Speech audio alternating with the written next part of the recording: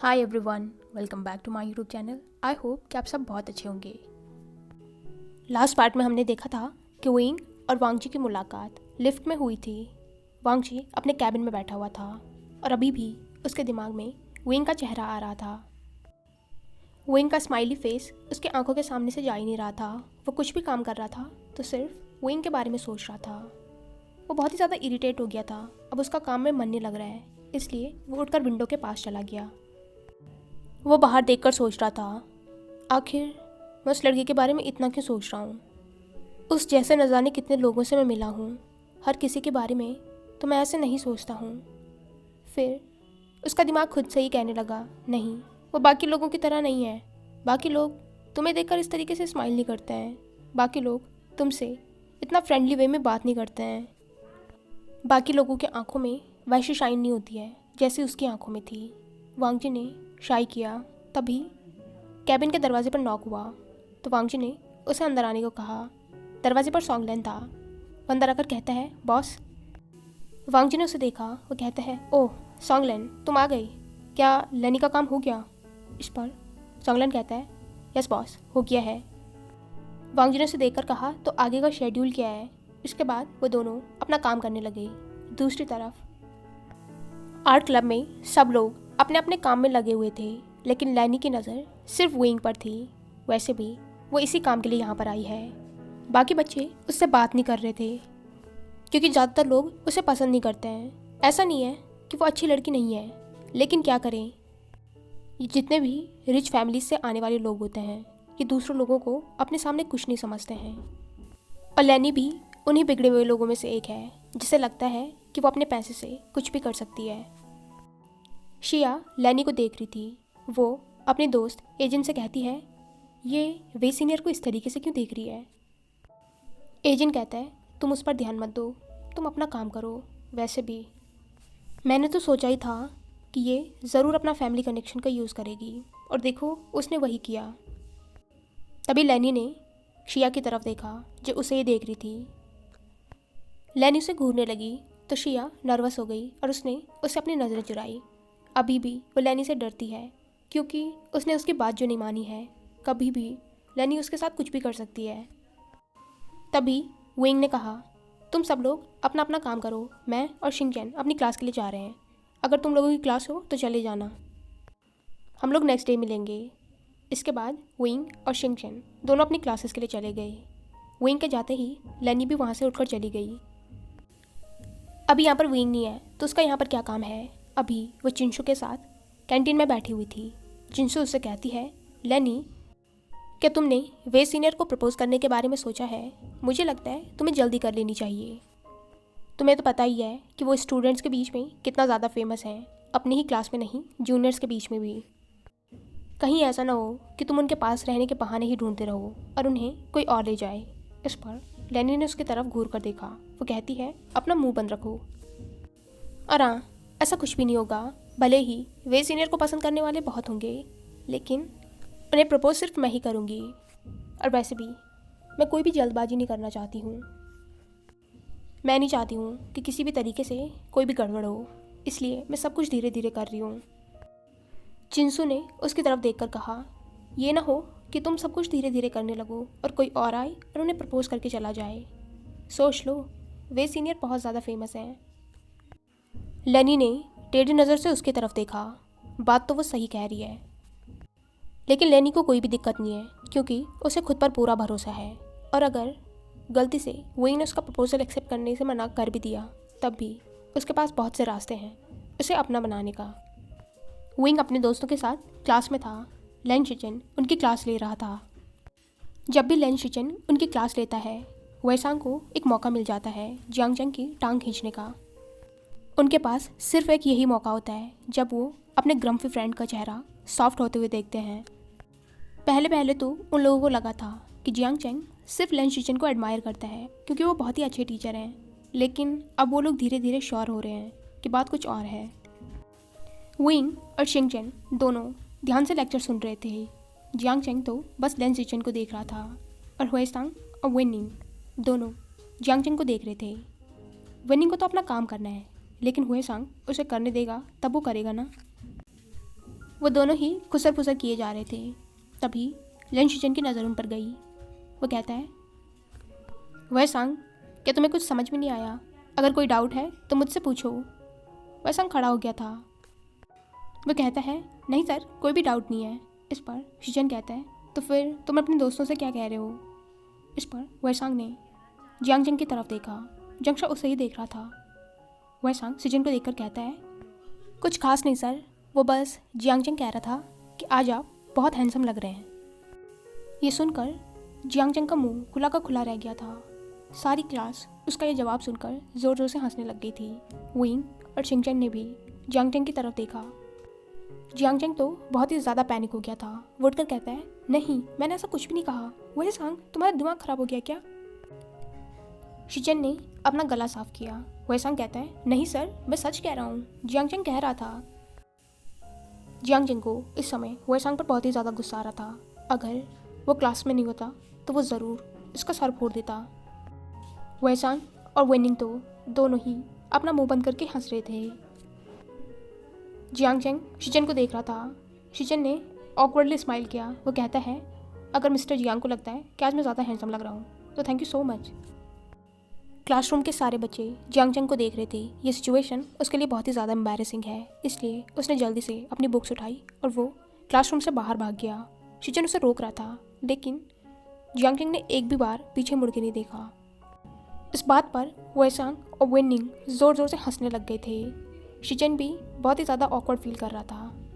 वो वेसांग को देखकर कहता है, मिस्टर ने, क्लासरूम में इस तरीके का मजाक करना अच्छी बात नहीं है। लेकिन वेसांग अपनी हंसी नहीं रोक पा रहा था। बहुत मुश्किल से वेनिंग ने उसे चुप कराया। विंग और शिंगचैन दोनों ने अपना हेड शेक किया। वेसांग कभी भी नहीं सुधरेगा, उसे तो सब लोगों का मजाक बनाने में बहुत मज़ा आता है। क्लास खत्म होने के बाद वो सब लोग क्लासरूम से बाहर आ रहे थे। वेसांग अभी भी हंस रहा था। विंग उसे देखकर कहता है, वेसांग, तुम कभी नहीं सुधरोगे ना, तुम्हें ऐसा नहीं करना चाहिए था। तुम्हें तो पता है ना जियांग जंग कैसा है। अभी पता नहीं वो कितना ज़्यादा एम्बैरेसिंग फील कर रहा होगा। अब तो वो मिस्टर लैन की क्लास में आएगा ही नहीं। वेसांग हंसकर विंग से कहता है, वे ब्रदर, इसमें मेरी क्या गलती है? मैं तो बस उसकी मदद कर रहा था। वो हर समय मिस्टर वे को उस तरीके से देखता रहता है, लेकिन कभी भी वो उनसे बात नहीं करता है, उनसे कुछ पूछता नहीं है। इसलिए मैंने सोचा क्यों ना मैं उसकी मदद कर दूँ। इसी बहाने मिस्टर लैन की नज़र जियांग जंग पर तो पड़ी और वो फिर से हंसने लगा। लंच टाइम में वो लोग कैंटीन में गए तो जियांग जंग वहाँ पर पहले से ही था। जैसे ही उसकी नज़र वेसांग पर गई, वो दौड़कर उसके पास आया और उसे मारने लगा। वो उससे कहता है, वेसांग, मैं तुम्हें छोड़ूंगा नहीं, तुम्हारी हिम्मत कैसे हुई? जियांग जंग उसे पकड़ने की कोशिश कर रहा था और वेसांग इधर उधर दौड़ रहा था। कैंटीन के सभी लोग उन्हें ही देख रहे थे और उन्हें देखकर खुश हो रहे थे। वेसांग बचते हुए कहता है, जियांग जंग, मैंने किया क्या है? मैंने बस तुम्हारी मदद की है।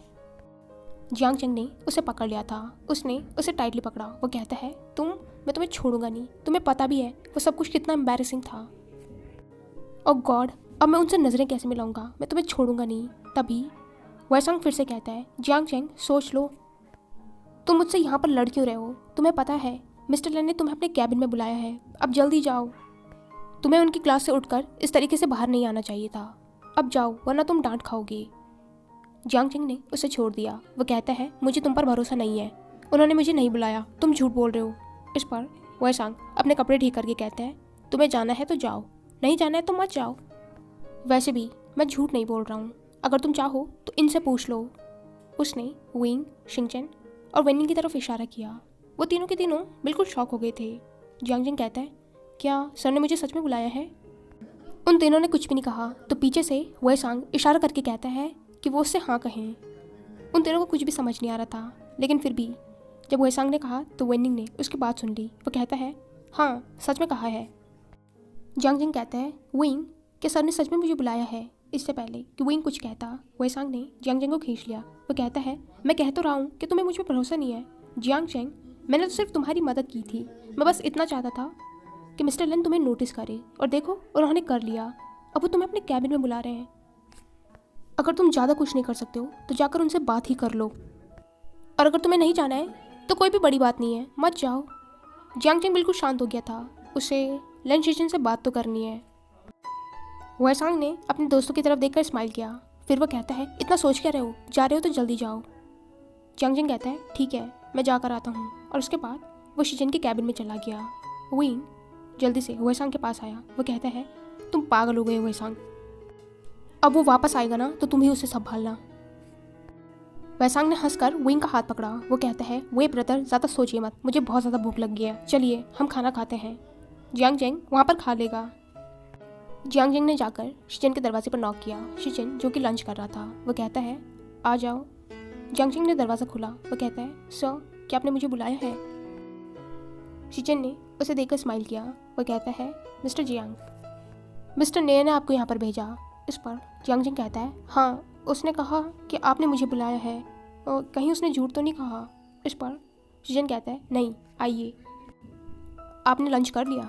इस पर जियांग जेंग कहता है, नहीं बस वो मैं करने ही वाला था। इस पर शिजन कहता है, मैं लंच कर रहा हूँ, आप मुझे ज्वाइन कर सकते हैं, उसके बाद हम बात करेंगे। जियांग जेंग रिफ्यूज़ करने वाला था, लेकिन शिजन ने उससे कहा, प्लीज़। इस पर जियांग जेंग भी मान गया और वो वहीं पर शिजन के साथ लंच करने बैठ गया। यहाँ से सीन नाइट पर शिफ्ट होता है। वांग जी, शिजन अपने अंकल और लैनी के साथ बैठकर डिनर कर रहा था। डिनर होने के बाद लन चिरेन शिजन से कहता है, शिजन मुझे तुमसे कुछ ज़रूरी बात करनी थी। इस पर शिजन कहता है, जी अंकल कहिए ना।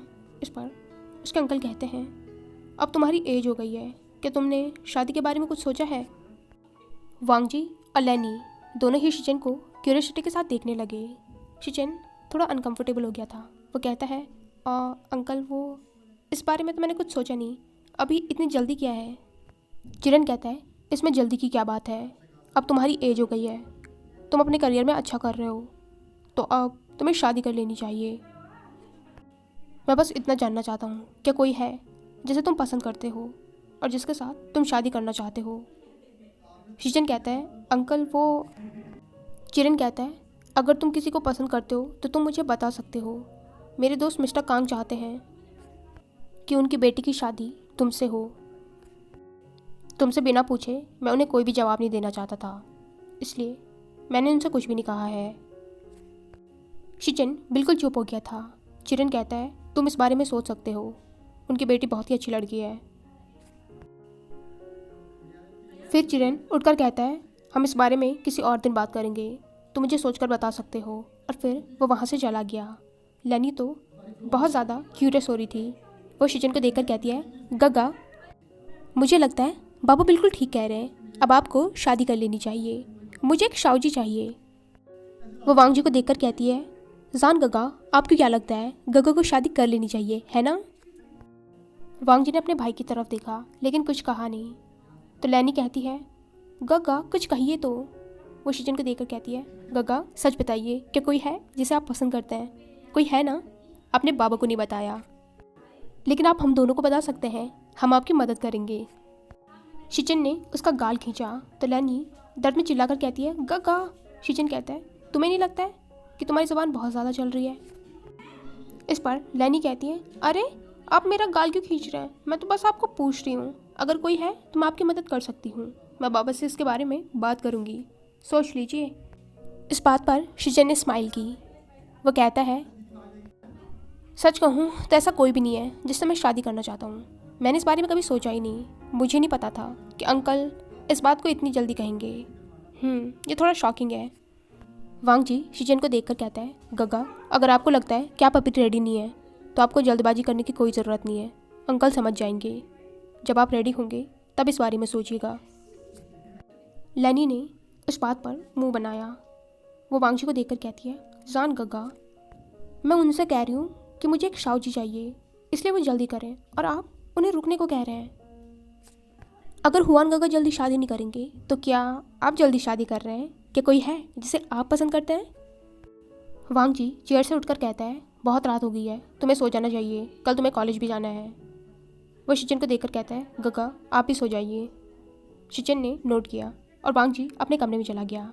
लैनी पीछे से टेंट्रम थ्रो करके कहती है, ये बिल्कुल भी सही नहीं है, गगा आपने मेरे सवाल का जवाब नहीं दिया। शिजन उसे देखकर कहता है, लैनी तुम्हें नींद नहीं आ रही है क्या? तुम्हें सच में लगता है कि ये सही टाइम है ये सारी बातें करने का? जाओ और सो जाओ। इस पर लेनी ने शिजन की तरफ मुंह बनाया। वो कहती है, मैं आप लोगों की मदद कर सकती थी, लेकिन अगर आप लोगों को मदद नहीं चाहिए तो इट्स ओके। और इसके बाद वो भी अपने कमरे में चली गई।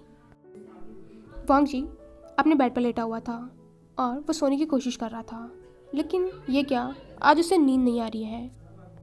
ऐसा रेयरली होता है जो वांग जी को नींद ना आए। दिन भर वो इतना ज़्यादा बिजी रहता है कि रात को बिस्तर पर लेटते ही उसे नींद आ जाती है। लेकिन आज उसके साथ सीन कुछ और है। आज उसे सुबह से ही बेचैनी हो रही है। नहीं, उसे तब से बेचैनी हो रही है जब से वो लिफ्ट में उस पर्सन से मिला है। जैसे ही वांग जी सोने के लिए आंखें बंद कर रहा था, उसके दिमाग में सिर्फ विंग की बातें घूम रही थी।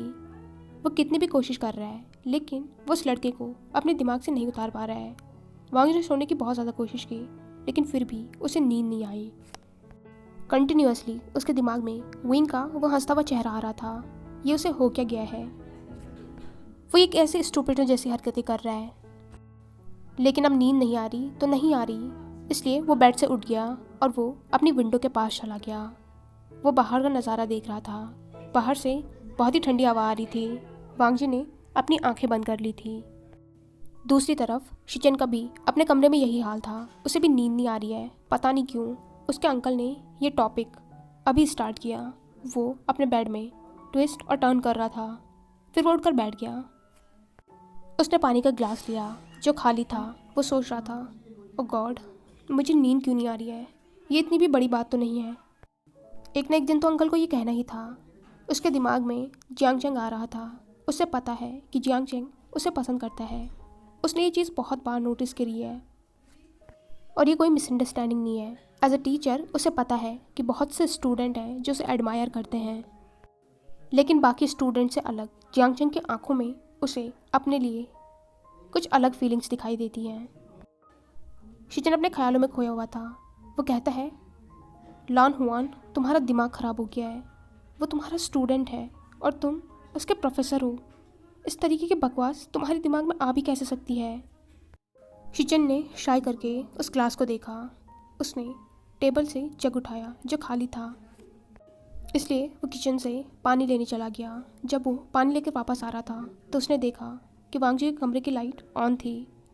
शिचन सोचता है, लानसान क्या ये सोया नहीं? डोंट टेल मी कि इस टाइम पे कुछ काम कर रहा है। शिचन गया और उसने वांग जी के दरवाजे पर नॉक किया। वो कहता है, लानसान क्या तुम उठे हुए हो? वांग जी ने अपने भाई की आवाज़ सुनी जो अभी भी खिड़की के पास था, इसलिए उसने दरवाज़ा खोल दिया। वो कहता है, गग्गा आप सोई नहीं? इस पर शिचन कहता है, पहले तुम मुझे ये बताओ, तुम अभी तक जाग क्यों रहे हो? मुझसे ये मत कहना कि तुम काम कर रहे थे। इस पर वांग जी कहता है, नहीं गग्गा, ऐसा नहीं है, वो मुझे नींद नहीं आ रही थी इसलिए। शिचन अंदर आ गया था। वांग जी ने दरवाज़ा बंद किया। शिचन स्माइल करके कहता है, अंकल ने मुझसे मेरी शादी के बारे में पूछा है, तो नींद तुम्हारी क्यों उड़ गई?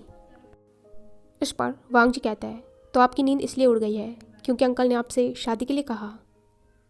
शिचन और वांग जी दोनों ही विंडो के पास चले गए थे। वांग जी कहता है, अगर आप रेडी नहीं हैं तो मना कर दीजिए। ऐसा तो है नहीं ना कि अंकल आपसे ज़बरदस्ती करेंगे। इस पर शिचन कहता है, नहीं ऐसा नहीं है, ये मैं जानता हूँ। वांग जी देखकर कहता है, तो फिर ऐसी क्या बात है जो आपको परेशान कर रही है? शिचन ने वांग जी की तरफ देखा।